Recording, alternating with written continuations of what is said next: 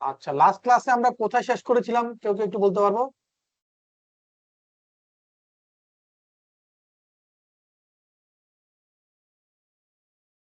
হ্যাঁ, লাস্ট ক্লাসে আমার যেটুকু মনে পড়ে আমি এগুলো শেষ করছিলাম। আপনার কার মনে আছে?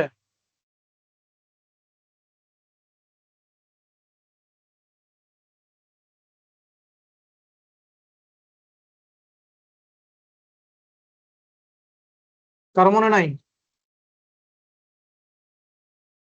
যে কোনো একজন বলেন, ক্লাস রিপ্রেজেন্টেটিভ আছেন কেউ?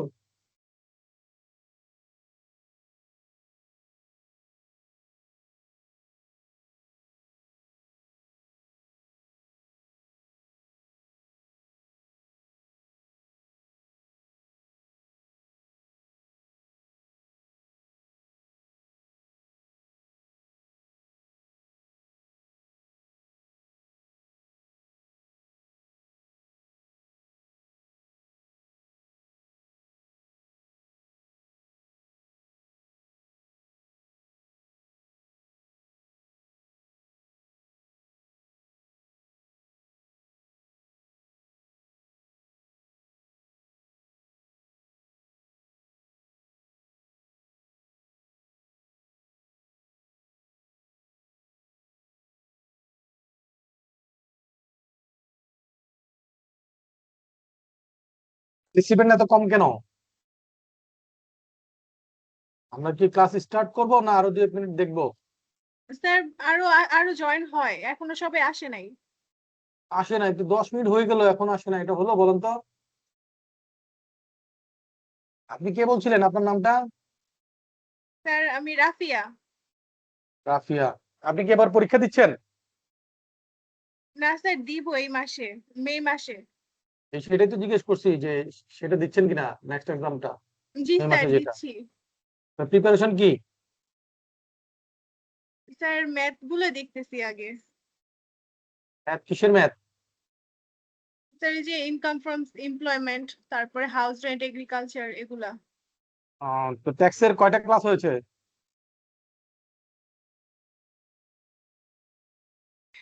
ট্যাক্স স্যার, পোর্শনে ভুলে গেছি। কতটুকু কভার করেছে? ইন্ডিভিজুয়াল এবং কোম্পানি ম্যাথ গুলো কি কমপ্লিট করেছে না?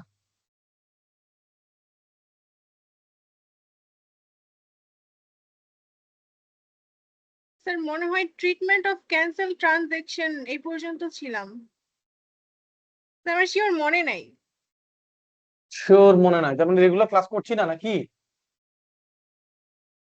স্যার, করতেছি। হ্যাঁ। কি অব্দি ছিলাম আমরা? ট্রানজেকশন ক্যান্সেলের জন্য যে ট্রিটমেন্টটা।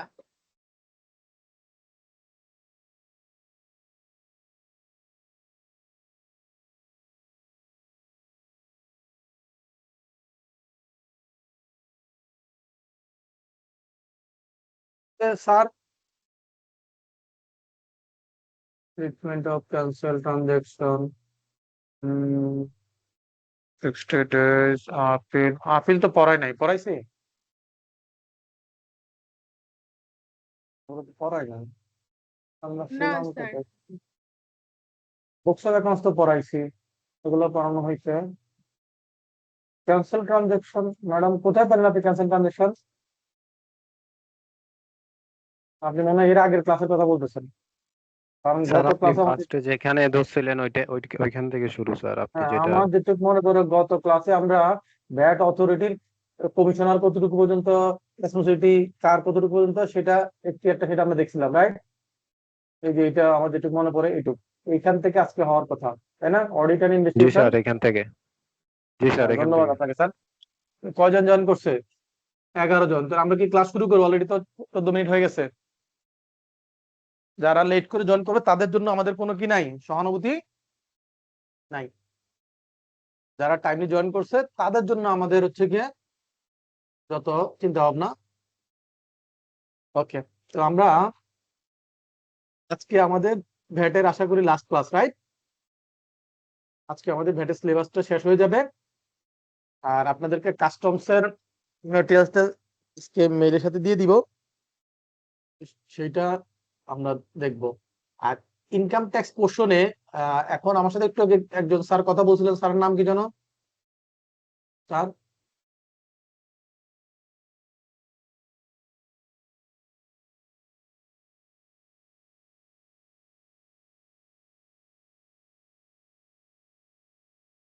একটু আগে একজন স্টুডেন্ট বলেছেন যে আমি যেখানে ছিলাম সেটা ঠিক আছি, উনি একটু আওয়াজ দেন। জি স্যার, আমি বলছি। আচ্ছা, আপনি একটু বলেন তো আপনাদের ইনকাম ট্যাক্স পোর্শনের কতটুকু কভার করছে? আমরা তো ভ্যাটেরটা কভার করলাম, ট্যাক্স পোর্শনে কতটুকু কভার করছে?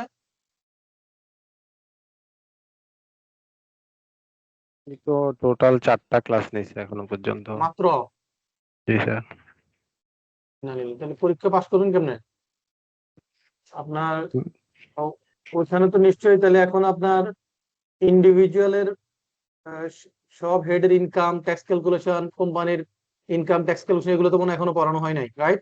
না না স্যার, কমপ্লিট এগুলো হয়নি। এখনো পড়ানো হয়। ওইটুক না করলে তো ওইটা নেই তো প্রায় 20-25 মার্কের মতো ম্যাথে থাকে, তাই না? তাহলে কিভাবে হবে? যাই হোক, আপনার ওই যে হালিম স্যারের সাথে একটু কথা বলেন, ঠিক আছে? ক্লাস রিপ্রেজেন্টেটিভ আছেন এখানে কেউ? ক্লাস রিপ্রেজেন্টেটিভ কেউ আছেন? আর কেউ নাই? যে কোনো একজন দায়িত্ব নিয়ে আপনাদের ওই যে হালিম স্যারের সাথে একটু যোগাযোগ করেন, তাহলে আমরা ওই স্যার আমাদের তো তাহলে জাফরুল্লাহ স্যার। হ্যাঁ, হালিম স্যার চিনছেন? হালিম স্যার কে? না স্যার। এই জন্যই তো আপনাদের আইসিবি তে দোতলায় এডুকেশনের যে সিনিয়র ডিরেক্টর বসে, আব্দুল হালিম স্যার, চিনেন? না স্যার। এই তো, তাহলে কেমন হবে? যাই হোক, অসুবিধা নাই। আমরা আমাদের আজকে ভ্যাটের প্রশ্নটুকু শেষ করে দিব ইনশাল্লাহ। এখন যে পার্টে আছি আমরা, এটা হচ্ছে অডিট অ্যান্ড ইনভেস্টিগেশন। ভ্যাট আইনে অডিট এবং ইনভেস্টিগেশন রিলেটেড যে এরিয়াটা, এটা কিন্তু অনেক বড়। এটা কি, এই অডিট অ্যান্ড ইনভেস্টিগেশনটা মূল আইনে অনেক বড়, কিন্তু আপনাদের এখানে সামারি করে সামান্য একটু দিয়েছে। কি দিয়েছে? সামান্য একটু দিয়েছে। কি বলেছে দেখেন, এখানে বলেছে যে ট্যাক্স ফাঁকি দেওয়া রোধের জন্য কমিশনার অথবা ডিরেক্টর জেনারেল কি করতে পারবে? অডিট বা ইনভেস্টিগেশন কন্ডাক্ট করতে পারবে। সেই ক্ষেত্রে তারা নিজে তো আর অডিট করবে না, তারা একটা টিমকে দায়িত্ব দিবে, সেই টিম অডিটটা করবে, করার পর তারা রিপোর্ট দিবে। সেই রিপোর্টটা দেখেন এখানে, সেই রিপোর্টে দেখেন কার কাছে সাবমিট করবে? কমিশনার অথবা ডিরেক্টর জেনারেল কাছে সাবমিট করবে। কোন ফরম্যাটে করবে? এই যে রিপোর্টটা 13.3, 13.3। তাহলে দেখেন এই অডিট রিলেটেড শুরুই হলো 13.1 থেকে, তাহলে 13.1, 13.2, 13.3 এখানে নাই, আছে? ওই দুইটা নাই, এখানে আছে শুধু রিপোর্টটা। তাহলে এই যে আপনাদেরকে জাস্ট সামারি বলতেছে, হ্যাঁ ইনভেস্টিগেশন হয়, ইনভেস্টিগেশনের একটা অডিট রিপোর্ট হয়, ভ্যাটের অডিট। সেই অডিট রিপোর্টটা কোন ফরম্যাটে হয় মুশক? 13.3। এটা আপনাদের মনে রাখা লাগবে, এটা এক্সামে আসে। এই যে অডিট রিপোর্ট, সেই অডিট রিপোর্ট অনুযায়ী যে ভ্যাট লাইবিলিটিটা আসবে, তার সাথে আবার ইন্টারেস্টটা ক্যালকুলেশন হয়। যতটুকু ভ্যাট আনপেইড ছিল সেটার উপর ইন্টারেস্ট ক্যালকুলেশন হয়। ইন্টারেস্ট ক্যালকুলেশনটা কিভাবে হয়? সেটা হচ্ছে আপনার, যদি ভিডিএস হয় তাহলে সেই ভিডিএস এর অ্যামাউন্টের ক্ষেত্রে হচ্ছে 2% হাফ ইয়ারলি। আর যদি ভিডিএস ছাড়া নর্মাল ভ্যাট হয় তাহলে সেগুলা রেগুলার ভ্যাট যেগুলো, সেগুলো হচ্ছে আপনার 1% পার মান্থ, 1% পার মান্থ। এবং সর্বোচ্চ এই ইন্টারেস্ট 2 বছরের নিতে পারবে। কত বছর নিতে পারবে? 2 2 বছর, বছর। 24 মাস। এইটা আগে আনলিমিটেড ছিল, এটাকে কমায় এখন কত করছে? 2 বছর। 3 বছর হচ্ছে। এই যে এখন অডিটের ক্ষেত্রে দেখেন এখানে কি বলছে, নরমালি 5 বছর পর্যন্ত পিছনে অডিট করতে পারে। কত বছর পিরিয়ড পর্যন্ত পিছনে অডিট করতে পারে? 5 বছর। আমরা ভ্যাটের বুকস অফ 5 অ্যাকাউন্টসে বছর। পড়ছিলাম, মনে আছে কিনা, যে ভ্যাটের বুকস অফ অ্যাকাউন্ট বিভিন্ন রেকর্ড কত বছর মেনটেন করতে হয়? 5 বছর। 5 বছর। কেন 5 বছর বলছে? কারণ এই 5 বছর পর্যন্তই ভ্যাটে অডিট পিছন পর্যন্ত আজকের পিরিয়ড থেকে শুরু করে পিছনে 5 বছর পর্যন্ত তারা অডিট করতে পারবে, ঠিক আছে। আর ব্যতিক্রম হচ্ছে মনে রাখার জন্য পরীক্ষা আসবে, সেটা হলো 100% এক্সপোর্ট ওরিয়েন্টেড প্রতিষ্ঠান যদি হয় তাহলে সেক্ষেত্রে কত বছর, 3 বছর পিছনে যেতে পারবে না। তাহলে নর্মালি 5 বছর, আর 100% এক্সপোর্ট ওরিয়েন্টেড এর ক্ষেত্রে কত বছর পর্যন্ত অডিট করতে পারবে? 3 বছর। 3 বছর, এটা মনে রাখতে হবে। তাহলে নর্মাল হচ্ছে 5 ইয়ার্স, আর 100% এক্সপোর্ট ওরিয়েন্টেড প্রতিষ্ঠান হলে সেক্ষেত্রে 3 বছরের বেশি পিছনে যাওয়া যাবে না। এখন এখানে বলছে ট্যাক্স ডিটারমিনেশন, এগুলো আপনাদেরকে একদম কি করছে, এটারে একটা ট্যাবলেট আকারে দিয়েছে। এটা ভ্যাট আইনে অনেক বড়, সেটাকে একদম ছোট করে নিয়ে আসছে। ট্যাক্স ডিটারমিনেশন হচ্ছে 3-4 পেজের, সেটা আপনাকে এক লাইনে বলে দিচ্ছে। আমরা দেখেছিলাম যে ভ্যাট রিটার্ন সাবমিট করে, রাইট? ভ্যাট রিটার্ন কখন সাবমিট করে? মান্থ এন্ডে, পরবর্তী মাসের 15 তারিখের মধ্যে রিটার্ন সাবমিট করে, তাই না স্যার? জি স্যার। একটু রেসপন্স করেন। তাহলে এই যে রিটার্নটা সাবমিট করছে, তখন তো আমরা একটা তার কত টাকা ভ্যাট আসতেছে সেটা ক্যালকুলেশন করে ভ্যাটটা জমা দিয়েই তো সে রিটার্ন সাবমিট করছে, নাকি? তাহলে ট্যাক্স পেয়ার যে তার ভ্যাট কত টাকা আসবে এটা ক্যালকুলেশন করছে, সেটাকে বলে ট্যাক্স অ্যাসেসমেন্ট। সেটাকে কি বলে? Tax assessment. Tax assessment. আর ভ্যাট অফিস যেটা করে সেটাকে বলে ট্যাক্স ডিটারমিনেশন। ভ্যাট অফিস যেটা করে সেটাকে কি বলে? VAT determination. Tax determination. আর নিজে করলে ট্যাক্স পেয়ার যেটা করে সেটা হচ্ছে ট্যাক্স অ্যাসেসমেন্ট। তাহলে অ্যাসেসমেন্ট করে ট্যাক্স পেয়ার নিজে, আর ভ্যাট অফিস করে কি? Tax determination. এই ট্যাক্স ডিটারমিনেশন যদি করে সেক্ষেত্রে বলছে যে তাদের কাছে কি করতে হবে, সর্বশেষ যে রিটার্ন, মনে করেন আপনার রিটার্ন সাবমিট করা আছে, সে আপনার কাছে বুকস অফ অ্যাকাউন্ট চাইছে, চাওয়ার পরে সে আপনার এগুলা যাচাই বাছাই করার পরে আপনার সর্বশেষ যখন আপনি সব রিপ্লাই দিয়েছেন, এরপরে আর কোনো রিপ্লাই নাই, সর্বশেষ রিপ্লাইয়ের ডেট থেকে 120 দিনের মধ্যে কি করতে হবে, এই ট্যাক্স ডিটারমিনেশনটা করতে হবে ভ্যাট অফিসকে। তাহলে কত দিনের মধ্যে করবে? 120 দিনের মধ্যে কমপ্লিট করে। কোন ডেট থেকে? Submission of return explanation. তাহলে ট্যাক্স পেয়ার তার কাছে কোয়েরি গুলো করেছে, সেই কোয়েরির রিটেন ব্যাখ্যা যেদিন লাস্ট দিবে সেদিন থেকে 120 দিনের মধ্যে ট্যাক্স ডিটারমিনেশন করতে হবে। এগুলো পরীক্ষা আসে। এখানে বলছে যে power of VAT officer. VAT অফিসারের কি কি পাওয়ার আছে? ভ্যাট অফিসার অনেক পাওয়ার। সে কি করতে পারে? নোটিশ ইস্যু করতে, সার্ভিস অফ এ নোটিশ। এই নিচের জিনিসগুলোর জন্য সে নোটিশ করতে পারে। কি কি নোটিশ করতে পারে দেখেন, necessary information relating to any person conducting the audit. তাহলে অডিট এন্ড ইনভেস্টিগেশন রিলেটেড কোন ইনফরমেশন সে কি চাইতে পারে? নোটিশ দিয়ে চাইতে পারে, ইনফরমেশন চাইতে পারে, যে কোনো নেসেসারি ইনফরমেশন চাইতে পারে যে কোনো পার্সনের কাছে। দেখেন লিমিট, তার পাওয়ার কতটুকু, যে কারো কাছে চাইতে পারবে সে, ব্যাংকের কাছে, লিজিং কাছে, আপনার কাছে, এনি অডিটর কাছেও চাইতে পারবে। Any document or evidence under the custody of any person. দেখা যাচ্ছে ভ্যাটের রিলেটেড কোন ডকুমেন্টস আপনার কাছে আছে, সেই রিলেটেড ডকুমেন্ট সে কি করতে পারে? আপনার কাছে চাইতে পারে।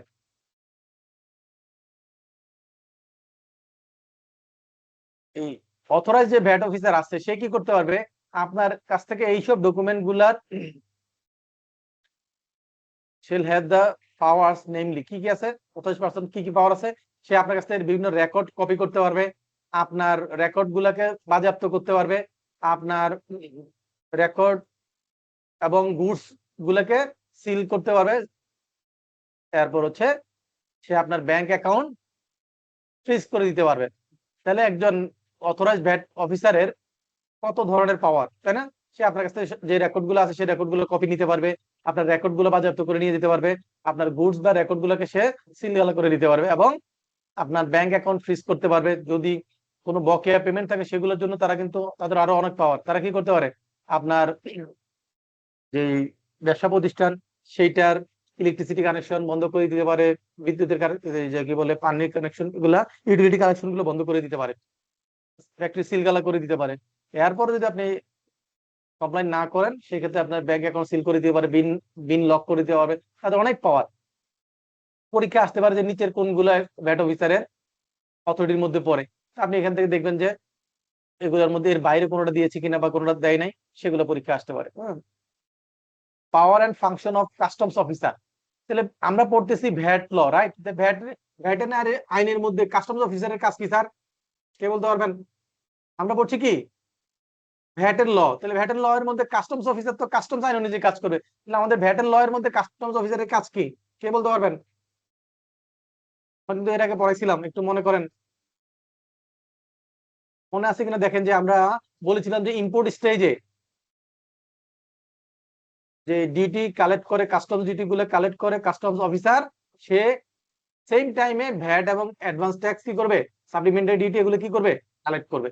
এটা হচ্ছে তার দায়িত্ব। তাহলে যদি পরীক্ষা আসে ভ্যাট আইন অনুযায়ী কাস্টমস অফিসারের দায়িত্ব কি, এই যে এই দুইটা, ক্লিয়ার? জি স্যার।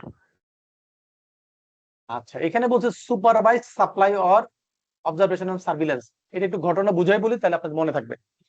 অনেক সময় ভ্যাট অফিসের কাছে বিভিন্ন সময় তথ্য যায়, তারা বিভিন্ন ধরনের সোর্সের ডাটা কালেকশন করে।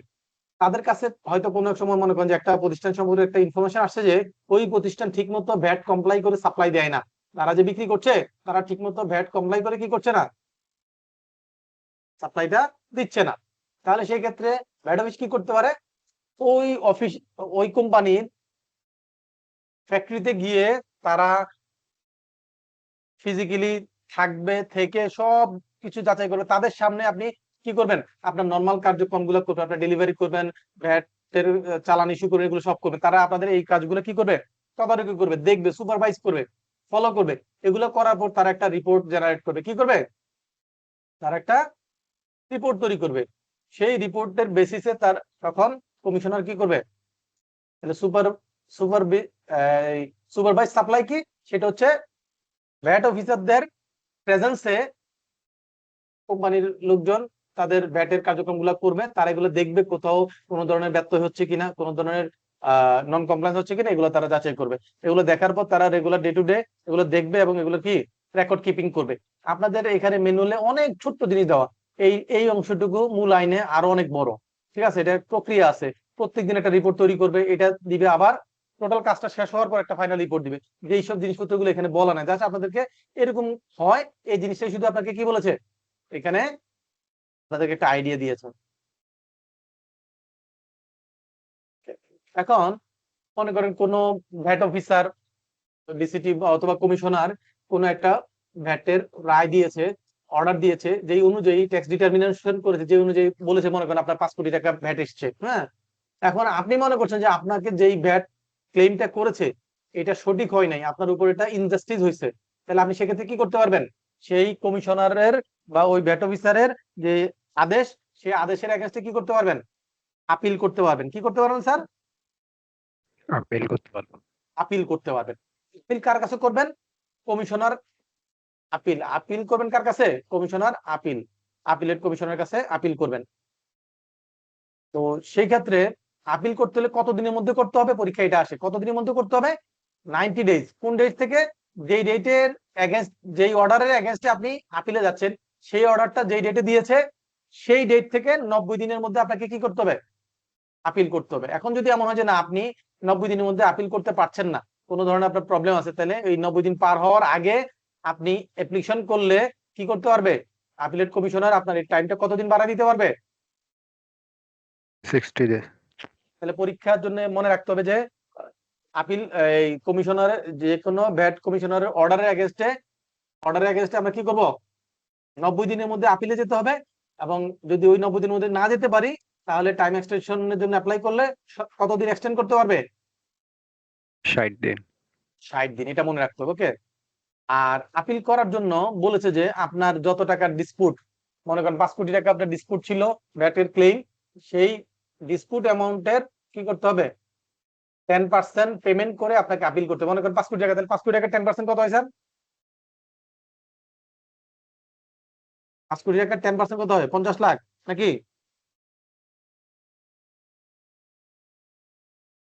এই 50 লাখ টাকা ট্রেজারি আপিলেট কমিশনের কাছে ট্রেজারিতে জমা দিয়ে দেন আপনাকে আপিল করতে হবে।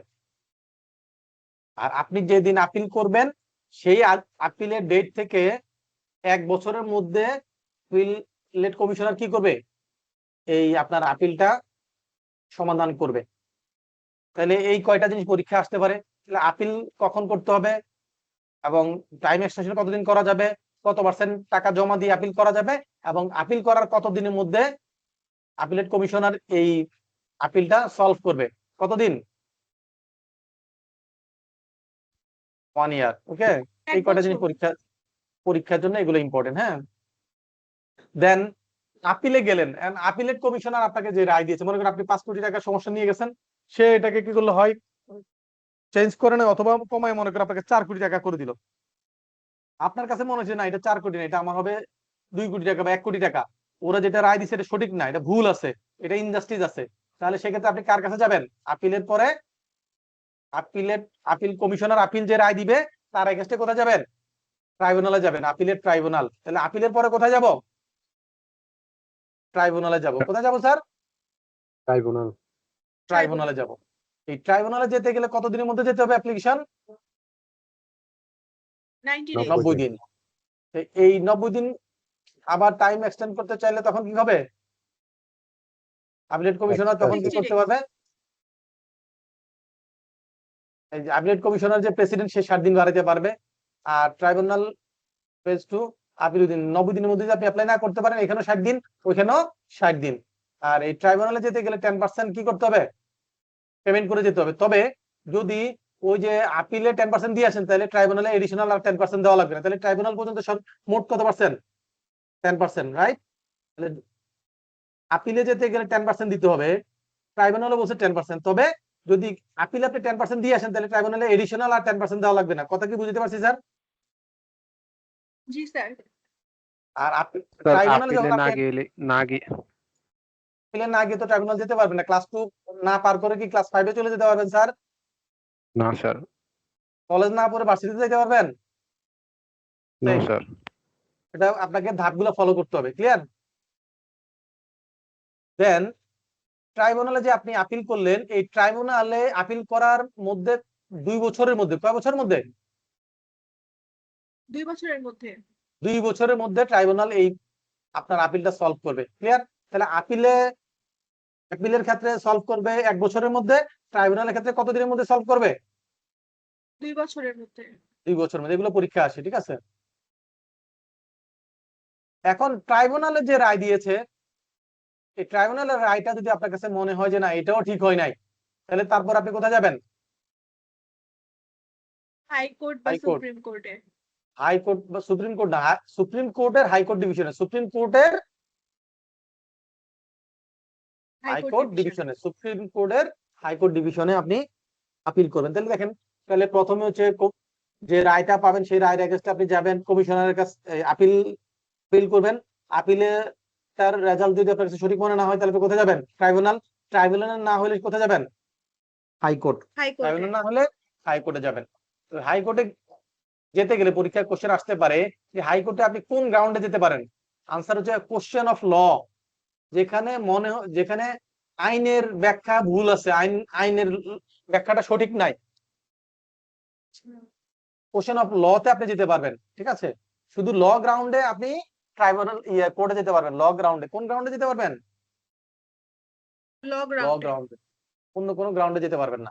এবং হাইকোর্টে যেতে গেলে ওই যে উপরে যে 10% দিচ্ছেন, এর পরবর্তীতে আবার যে রিমেনিং আছে আপনার কি বলে লায়াবিলিটি, সেটার কত পার্সেন্ট দিতে হবে? হাইকোর্টের ক্ষেত্রে 10% দেওয়া লাগবে। ওকে, তো এখানে কি বলেছে, ওই যে আমরা এটা অলরেডি আলোচনা করেছি যে ইন্টারেস্ট যদি আমি ভ্যাটের কোনো ফাঁকি দেই, পেমেন্ট না করি, তাহলে সেগুলোর ক্ষেত্রে 1% পার মান্থ ইন্টারেস্ট চার্জ হবে। এবং সেটা কত বছর পর্যন্ত, সর্বোচ্চ কত মাস পর্যন্ত ইন্টারেস্ট চার্জ করতে পারবে? 24 মান্থ। মনে করেন আপনি 5 বছর ধরে পেমেন্ট করেন নাই, তাহলে 5 12 60 মাস, 60 মাসের ইন্টারেস্ট নিতে পারবে না, নিতে পারবে সর্বোচ্চ 24 মাসের। কথা কি বুঝতে পেরেছি? জি স্যার। স্যার, ওকে, জি। স্যার যে আমরা যে অ্যাপিলের সময় 10% দিয়ে আসলাম আমাদের ট্যাক্স লায়াবিলিটির, হাইকোর্টে করার পর কি এটা আরো 10% দিতে হবে না আগের 10%ই থাকবে? না, হাইকোর্টের ক্ষেত্রে এডিশনাল 10%। হাইকোর্টের ক্ষেত্রে কি ও আচ্ছা, এডিশনাল 10%। Additional 10%, right. তো তাহলে এখানে ইন্টারেস্ট 1% পার মান্থ, এটা হচ্ছে ভ্যাটের উপর, ভ্যাট লায়াবিলিটির উপর। আর এটা সর্বোচ্চ 24 মাস পর্যন্ত ইন্টারেস্ট নিতে পারবে তারা। আর যদি বিডিএস এর কারণে হয়, কি উৎসব কর্তন, বিডিএস এর জন্য ভ্যাট ডিরেক্টেড অ্যাট সোর্স যদি আপনি ঠিকমতো না করেন, ঠিকমতো জমা না দেন, সেগুলোর ক্ষেত্রে হচ্ছে 2% হাফ ইয়ারলি। 2% কি হাফ ইয়ারলি। 2% হাফ আপনাদের ইয়ারলি।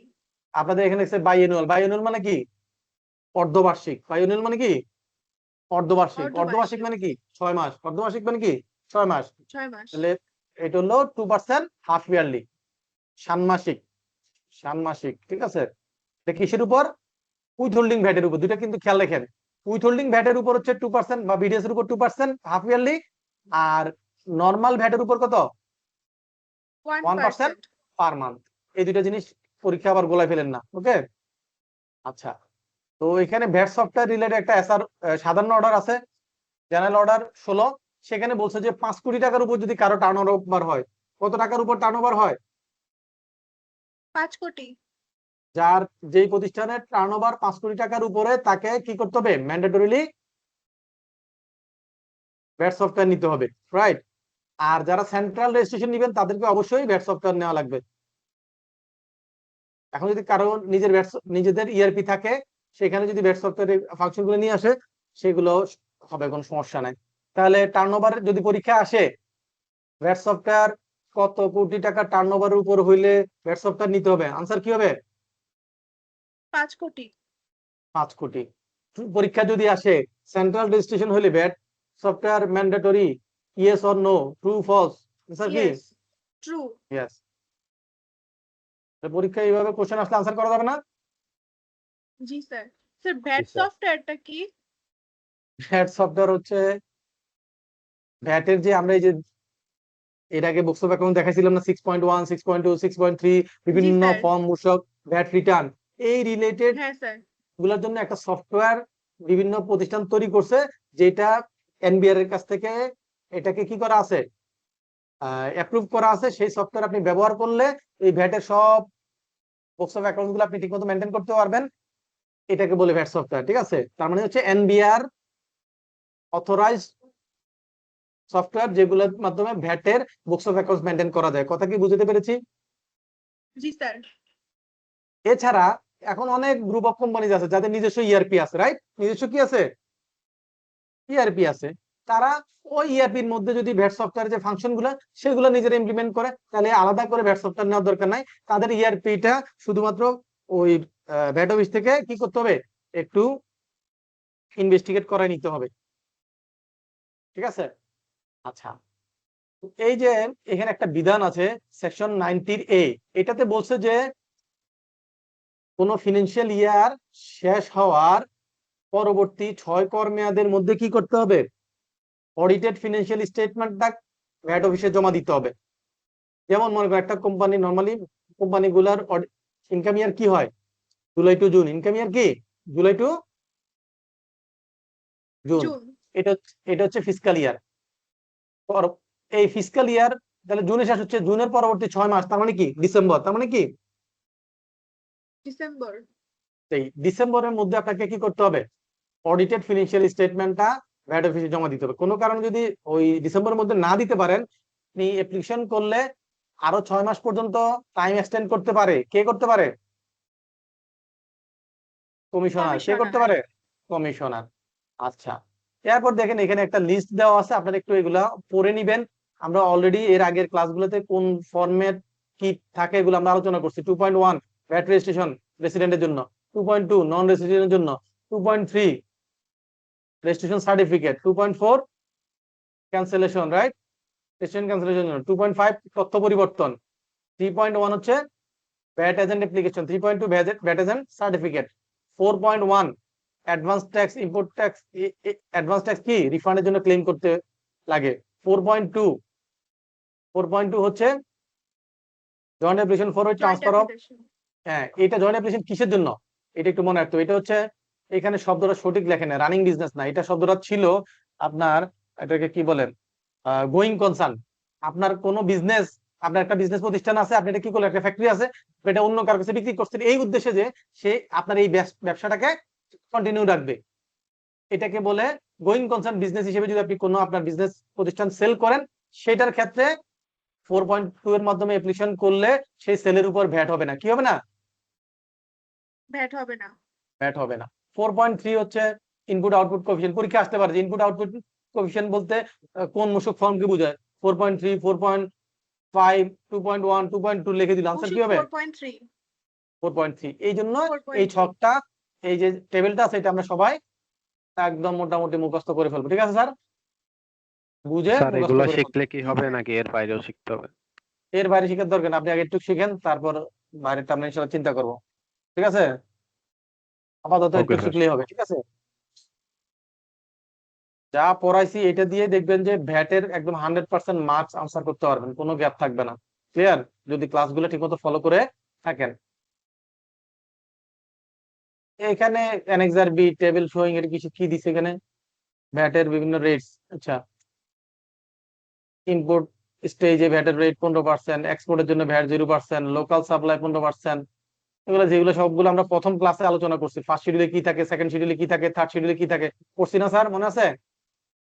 পরীক্ষা আসতে পারে মেডিসিন জি স্যার। ট্রেডার যারা, তাদের ভ্যাটের রেট কত? 2.4%। ডিজেলের উপর ভ্যাটের রেট কত? 2%। ফ্ল্যাটের ক্ষেত্রে কত? 1600 স্কোয়ার ফিট পর্যন্ত 4.5%, 1600 উপরে হলে 2%।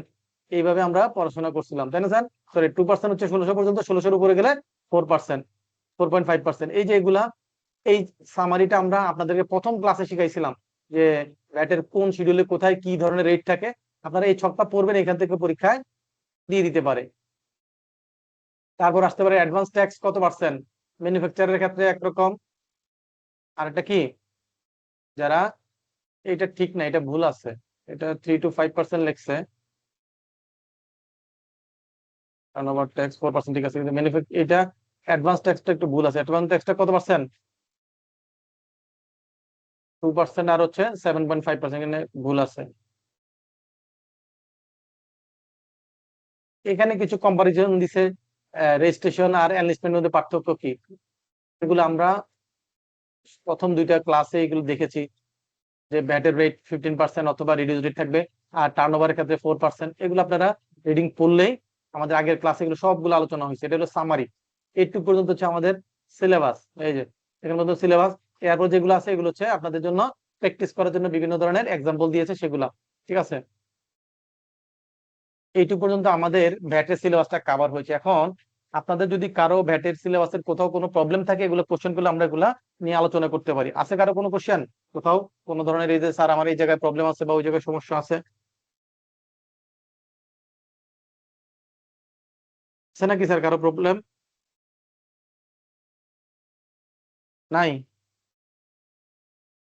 আচ্ছা, একটা মিনিট একটু ওয়েট করে, আমি দেখি আমাদের কাস্টমস এর পার্টটুকু ওপেন করতে পারি কিনা একটু। ওইটার একটু গাইডলাইন দিয়ে দেই, ম্যাট্রিক্সটা দিয়ে দিব কাস্টমস এর থেকে কি কি পড়তে হবে, তাহলে আপনারা ওইখান থেকে সেটা ইজিলি পড়ে নিতে পারবেন। একটু চেক করে নিন হাতের কাছে আছে কিনা।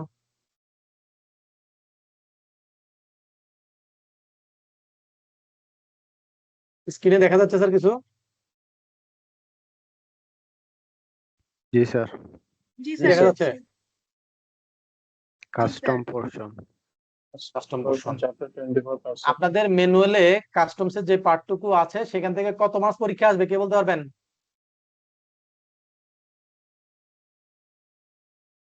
ওইখানে 5-6 মার্কস আসবে। সো ওই, এই কাস্টমস এর 5-6 মার্ক এরিয়াতে স্যার। অনেক, হ্যাঁ, এখান থেকে অনেক বেশি সময় নষ্ট করার কোনো দরকার নাই। তো এখান থেকে আমি যেগুলো সিলেক্টিভ বলে দিব সেই জিনিসগুলো পড়বেন। আর আপনাদের ম্যানুয়াল একটা জিনিস খেয়াল করবেন, কাস্টমস পোর্শনের ম্যাক্সিমাম অংশই হচ্ছে কি বাংলায়, তাই না? ম্যাক্সিমাম কি জি আছে? স্যার। বাংলায়। তো আমি আপনাদের জন্য যেটা করেছি, এই আপনাদের ম্যানুয়ালটাকে, বাংলাটাকে সব ইংলিশ ভার্সন রেডি করে দিয়েছি এখানে। ঠিক আছে? এখানে আপনাদের কাস্টমস এর পুরোটাই কি আছে? ইংলিশ আছে। এখানে কি কোনো বাংলা লেখা আছে sir? No sir. No sir. এটা আপনাদের জন্য এই অনেক সময় নিয়ে এই জিনিসটা করে দিতে হয়েছে। তো এখান থেকে আপনাদের হাতের, সবাই একটু হাতের কাছে যদি একটু কাগজ কলম নেন, তাহলে কাস্টমস এর কোন কোন গুলা সামারি আকারে পড়তে হবে সেটা একটু বলে দেই। সেগুলো একটু পড়লে পরীক্ষায় 5-6 মধ্যে যা পাওয়া যায়, তাই এর বাইরে ওইখানে সময় নষ্ট করার কোনো দরকার নাই। একটু কাগজ কলম হাতের কাছে নেন।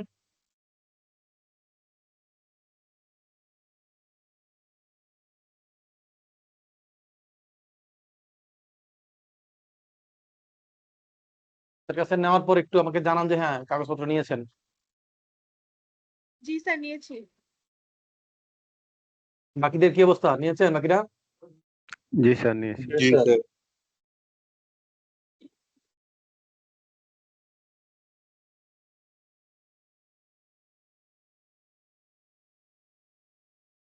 এখানে দেখেন স্ক্রিনে খেয়াল করলে দেখবেন যে 17 মানে হচ্ছে 17 মানে হচ্ছে এটা কাস্টমস অ্যাক্টের সেকশন 17। কাস্টমস অ্যাক্টের সেকশন 17 এই অংশটুকু আপনাদের পড়তে হবে। এই যেখানে দেখেন হাইলাইট করেছি, কি হাইলাইট করেছি, যে ইম্পোর্ট এবং এক্সপোর্টের ক্ষেত্রে কি কি কি ধরনের গুডস ইম্পোর্ট বা এক্সপোর্ট করা যাবে না, এটার একটা লিস্ট এখানে পৃষ্ঠাটা কত? ইন্না লিল্লাহি ওয়া ইন্না ইলাইহি রাজিউন। আমি তো এখন আপনাদের ম্যানুয়ালি পৃষ্ঠা তো আমার মনে নাই। এটা আপনারা ম্যানুয়ালি কাস্টমসে খুললেই 7-8 পেজ পরে এটা পাবেন। হ্যাঁ, সেশন 2 তে দেখেন, আপনাদের ম্যানুয়ালে সেশন 2 তে, ম্যানুয়ালের 367 পেজ। সেশন 2 তে দেখেন, আপনি জাস্ট লিখে রাখেন যে সেকশন 17 প্রভিশন এন্ড কন্ট্রোল এইটা, অথবা এই যে আমার এখানে যে নাম্বারটা দেখাচ্ছে পেজ নাম্বার, এটা মনে রাখলে হবে। এটা কত নাম্বার পেজ?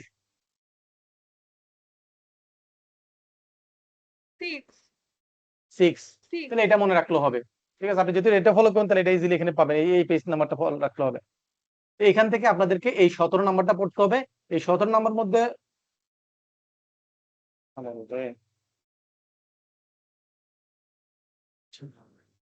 আমাকে একটা মিনিট, এই অংশ থেকে পরীক্ষা আসবে যে কোন কোন গুডস ইম্পোর্ট করা বা এক্সপোর্ট করার ক্ষেত্রে প্রভিশন আছে, নিষেধাজ্ঞা আছে, হ্যাঁ, কন্ট্রোল আছে। এইগুলো হচ্ছে বিভিন্ন গুডস এর লিস্ট আছে। এগুলো একটু রিডিং করবেন, পরীক্ষায় দিলে সেখান থেকে মাল্টিপল চয়েস দেখলে আপনার কোশ্চেন গুলো আনসার মনে পড়বে, আপনি টিক মার্ক দিয়ে দিবেন। ঠিক আছে, এটা একটা পার্ট। এরপর আপনাদের ম্যানুয়ালি দেখবেন আছে হচ্ছে ইম্পোর্ট পলিসি, আমদানি নীতি। এই ইম্পোর্ট পলিসির মধ্যে কোনগুলো পড়তে হবে, যেখানে হাইলাইট করে দিয়েছি।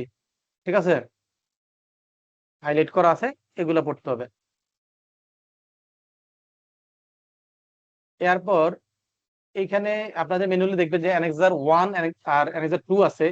এখানে একটু লিখে রাখেন যে এক্সপোর্ট নিষিদ্ধ পণ্যের লিস্ট, এক্সপোর্ট নিষিদ্ধ পণ্যের লিস্ট, সেটা হচ্ছে এই যে অ্যানেক্সার 1 এ আছে, আপনাদের ম্যানুয়ালি খেয়াল করলে পাবেন। দেন হচ্ছে শর্ত সাপেক্ষে এক্সপোর্ট করা যাবে, সেটা লিস্ট হচ্ছে অ্যানেক্সার 2। তাহলে এই দুইটা অ্যানেক্সার আপনাকে পড়তে হবে। এছাড়া এখানে ভিতরে আরো কিছু আছে, আবার ইম্পোর্টের ক্ষেত্রে কোন কোন গুডস ইম্পোর্ট করা যাবে না, কোনগুলো কন্ডিশনালি ইম্পোর্ট করা যাবে, দুইটা লিস্ট আছে। ইম্পোর্ট এবং এক্সপোর্টের ক্ষেত্রে নিষিদ্ধ পণ্য আর হচ্ছে শর্ত সাপেক্ষে ইম্পোর্ট বা এক্সপোর্ট করা যায়, সেগুলো আসবে।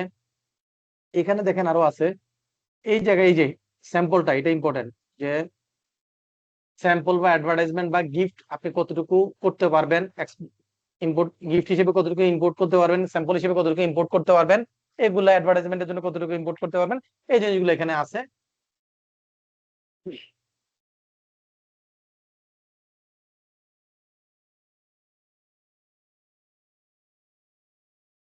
এই যে দেখেন এগুলা হাইলাইট করা আছে, যা যা পড়তে হবে সেগুলো কি করা আছে, হাইলাইট করা আছে।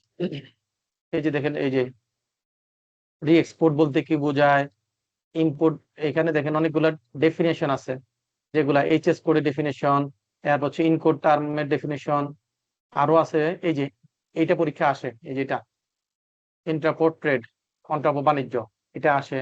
তারপরে ইম্পোর্ট ফর রি এক্সপোর্ট, পুনরায় রপ্তানির জন্য আমদানি, এগুলো পরীক্ষা আসে। এগুলো এখানে হাইলাইট করা আছে, এই জিনিসগুলো আপনাদের পড়তে হবে। এই যে যেগুলো গোল্ডেন কালার করা আছে, হ্যাঁ, এগুলো খেয়াল করবেন।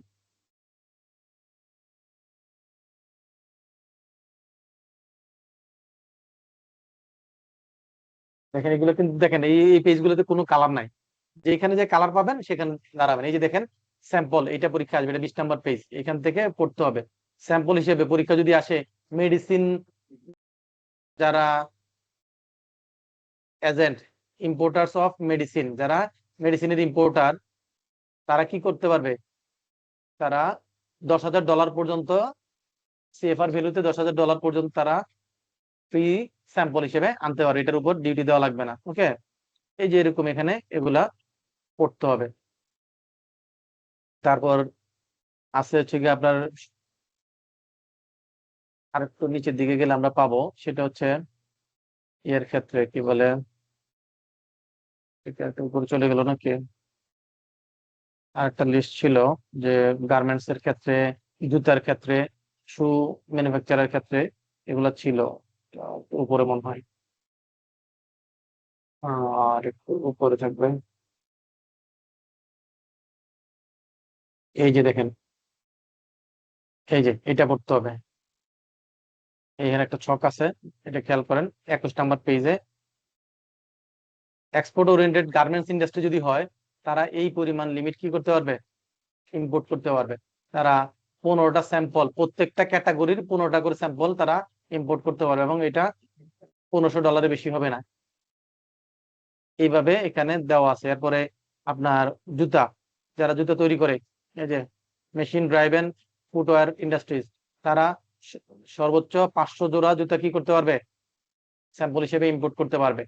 যারা ট্যানারি চামড়ার ব্যবসা করে, তারা সর্বোচ্চ 300 পিস চামড়া স্যাম্পল হিসেবে ইম্পোর্ট করতে পারবে। অন্যান্য এক্সপোর্টার যারা আছে, তারা $10,000 পর্যন্ত মূল্যের পণ্য স্যাম্পল হিসেবে আনতে পারবে। এর চেয়ে বেশি আনলে সেটার উপর ডিউটি দেওয়া লাগবে। এই দুইটা জিনিস দেখালাম, এগুলো পরীক্ষার জন্য ইম্পর্টেন্ট।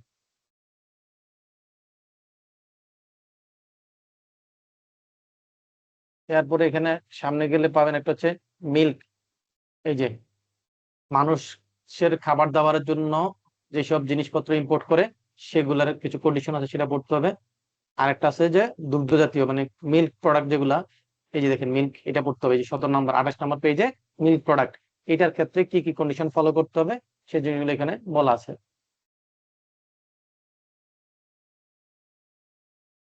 এটা হচ্ছে ফিশ ফুড বা পোল্ট্রি ফুড এর ক্ষেত্রে রেস্ট্রিকশন, এগুলা পড়তে হবে। এখানে দেখেন এরপরে অনেক দূর পরে গিয়ে ওয়েস্টেজ স্ক্র্যাপ ইম্পোর্ট করার ক্ষেত্রে কিছু কন্ডিশন আছে, সেটা জানতে হবে। এরপর অনেক দূরে যে লাস্টে আবার ওই দুইটা ছক পাওয়া যাবে, কি কি প্রোডাক্ট ইম্পোর্ট করা যাবে না আর কি কি প্রোডাক্ট আপনার পারমিশন নিয়ে ইম্পোর্ট করা যাবে, সেই লিস্ট গুলা বই থেকে দেখে নিবেন। আর এই যে এখানে স্যাম্পল ইম্পোর্টে যেরকম স্যাম্পল ইম্পোর্ট করা যায়, সেরকম এক্সপোর্টের ক্ষেত্রেও ফ্রি স্যাম্পল এক্সপোর্ট করা যায়। এটা কতটুকু করা যাবে এগুলো ইম্পর্টেন্ট, কতটুকু করা যাবে কোন আইটেমের ক্ষেত্রে, সেগুলো এখানে বলা আছে, এটা পড়তে হবে। এই যে দেখেন রেডিমেড গার্মেন্টস এর ক্ষেত্রে কতটুকু আপনি ফ্রি স্যাম্পল হিসেবে পাঠাইতে পারবেন। এরপরে লাস্টে হচ্ছে আপনার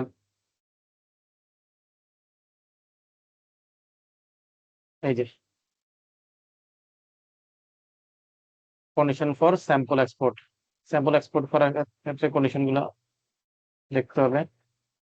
লাস্টে এসে এখানেও দুইটা অ্যানেক্সার থাকবে, একটা হচ্ছে কি কি গুডস এক্সপোর্ট করা যাবে যাবে না, আর কি কি গুডস পারমিশন নিয়ে এক্সপোর্ট করা যাবে। এই হচ্ছে যে কয়টা আইটেম বললাম, এইটুক পড়লে এর মধ্যে থেকেই আসবে, এর বাইরে পড়ার কোনো দরকার নাই। এর বাইরে পড়া মানে হচ্ছে আপনি আপনার ট্যাক্সের অন্যান্য এরিয়াতে, ভ্যাট এবং ইনকাম ট্যাক্সের এরিয়াতে আপনি সমান পাবেন না। এই যে দেখেন এখানে লেখা আছে এক্সপোর্ট প্রহিবিটেড গুডস, রপ্তানি নিষিদ্ধ পণ্যের লিস্ট গুলা, এগুলা রিডিং করুন, পরীক্ষা এখান থেকে আসবে। এই যে দেখেন জুট সিডস বা শাম সিডস, এগুলো কি এক্সপোর্ট করা নিষিদ্ধ। চাল এক্সপোর্ট করা নিষিদ্ধ, শুধুমাত্র কি সুগন্ধি চাল এক্সপোর্ট করা যাবে, কি সুগন্ধি চাল এক্সপোর্ট করা যাবে। এই দেখেন ফায়ার আর্মস, হিউম্যান স্কেলেটন, এগুলা এক্সপোর্ট করা যাবে না। তারপরে চিংড়ি মাছ, নর্মাল চিংড়ি আপনি এক্সপোর্ট করতে পারবেন না, শুধুমাত্র কি করতে পারবেন, হিমায়িত চিংড়ি, ফ্রোজেন চিংড়ি বা প্রসেস চিংড়ি, এগুলা এক্সপোর্ট করতে পারবেন। নর্মাল চিংড়ি আপনি এক্সপোর্ট করতে পারবেন না। এই ডাল এক্সপোর্ট করতে পারবেন না, অনিয়ন গার্লিক বা জিঞ্জার, এগুলা পেঁয়াজ রসুন আদা, এগুলা এক্সপোর্ট করতে পারবেন না। এগুলা লিস্টটা থেকে পরীক্ষা আসতে হবে। এই যে ব্যাংক, ব্যাংক এক্সপোর্ট করতে পারবে, ব্যাংক জাতীয় কোনো কিছু এক্সপোর্ট করতে পারবেন না।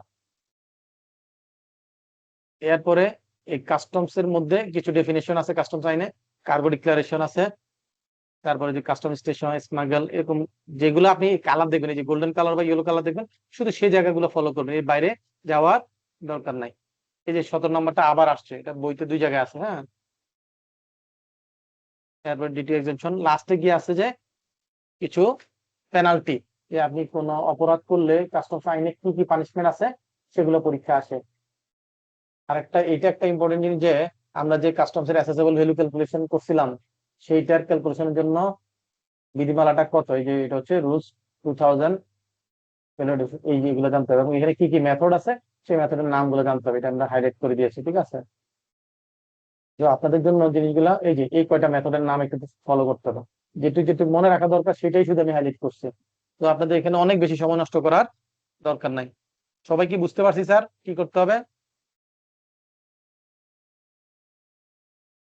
জি স্যার। জি স্যার। আর ভ্যাটের এরিয়া থেকে আমরা 40 থেকে 45 মার্কস পাবো। আর বাকি পাস করতে লাগে কত, মনে করো আমি 40 ধরলাম ভ্যাটে থেকে, 40 হইলে পাস করতে লাগে আরো 10 মার্ক, তাই না? 50 পাইতে হবে। ভ্যাটে যেভাবে পড়াশোনা হয়েছে আমাদের, ভ্যাটে 40 পাওয়া কোনো ব্যাপার না। আর বাকি লাগে 10 থেকে 15। তো 10 থেকে 15 আপনি যদি ইনকাম ট্যাক্সের থিওরিটিক্যালের জন্য আমি কিছু চ্যাপ্টার বলে দিই, ওগুলো পড়লে ওইখানে 15 মার্কস বা 20 মার্ক মতো চলে আসবে। বাকি ম্যাথ থাকে, এই ম্যাথের ক্লাসটা হচ্ছে জরুরি। এই ম্যাথের ক্লাসটা যদি আপনাদেরকে 4টা মানে দুইটা সেশন 2 দিনে ক্লাস নেওয়া যেত, তাহলে আপনাদের এই ইনকাম ট্যাক্সের ম্যাথ পোর্শনটুকু কভার করে দেওয়া যাবে। এই 4টা ক্লাসেই আপনাদের 5 মার্ক যা দরকার 25 থেকে 30 মার্ক ম্যাথের, সেটা পুরোটা কভার হয়ে যায়। আপনাদের মধ্যে থেকে যদি কেউ দায়িত্ব নিয়ে আইসিবির যে আমাদের হালিম স্যার আছে যিনি অফিসিয়াল, ওনার সাথে আলাপ করেন, তাহলে আমার কথা বলেন, তাহলে দেখবেন যে ওনারা এডিশনাল এই পার্টটুকু ক্লাস নেওয়ার জন্য আমাকে রিকোয়েস্ট করবে, সেক্ষেত্রে আমি ওইটা কভার করে দিব। তাহলে প্রত্যেক ব্যাচে এটা করি, কারণ দেখা যায় যে ইনকাম ট্যাক্স পোর্শনটুকু যেহেতু লেন্দি অনেক বড়, সেটা হয়তো যিনি টিচার আছেন ওনাদের পক্ষে পুরোটা কভার করে আসতে অনেক সময় লেগে যায়। তো সেক্ষেত্রে আমি যদি ভ্যাটের পার্টটা আর্লি শেষ করে দেই, এডিশনালি আমি ইনকাম ট্যাক্সের ওই 4টা ক্লাস ম্যাথের জন্য, ইন্ডিভিজুয়ালের জন্য 2 দিন মানে 2টা ক্লাস, ইন্ডিভিজুয়ালের ইনকাম এবং ট্যাক্স আর কোম্পানির ইনকাম এবং ট্যাক্স ক্যালকুলেশন জন্য করে দেই। এতে স্টুডেন্টদের পরীক্ষা পাসটা কি হয়ে যায়, নিশ্চিত হয়ে যায়। তো আপনাদের মধ্য থেকে যদি কেউ দায়িত্ব নেন, হালিম স্যারের সাথে কথা বলেন, আইসিবির যে অফিসিয়াল যিনি আছেন ফার্স্ট ফ্লোরে বসে ওনার সাথে কথা বলতে পারেন, অথবা আপনাদের যে কোঅর্ডিনেটর আছে মামুনকে তো সবাই চিনেন নাকি? জি স্যার। জি স্যার। মামুনের সাথে আলাপ করেন, তাহলে যদি স্কোপ থাকে তাহলে ওনারা এক্সট্রা ক্লাসের অ্যারেঞ্জমেন্ট করে দিবে, তাহলে আপনার ইনকাম ট্যাক্সের ম্যাথের এরিয়াটা আমি কভার করে দিতে পারবো, সেক্ষেত্রে পাসটা অনেক সহজ হয়ে যাবে, ঠিক আছে। স্যার এইটার মেল পাবো না, কাস্টমের যে স্লাইডটা ছিল? হ্যাঁ, এটা আমি এই যে আপনাদেরকে আজকেই মেল করে দিব, ঠিক আছে। কাস্টমস এরটা প্লাস ভ্যাটেরটা দুইটাই মেল করে দিচ্ছি। যেহেতু এগুলো হাইলাইট করা আছে পরীক্ষার জন্য, ওই হাইলাইট অংশগুলোই আপনি রিভিশন দিবেন, দেখবেন যে পরীক্ষাটা পড়াশোনাটা অনেক সহজ হয়ে যায়। ওকে ওকে স্যার। আচ্ছা, তো কারো কি আর কোনো কিছু জানার বা জিজ্ঞাসার কিছু আছে? থাকলে আমরা আলাপ করতে পারি, কোনো অসুবিধা নাই।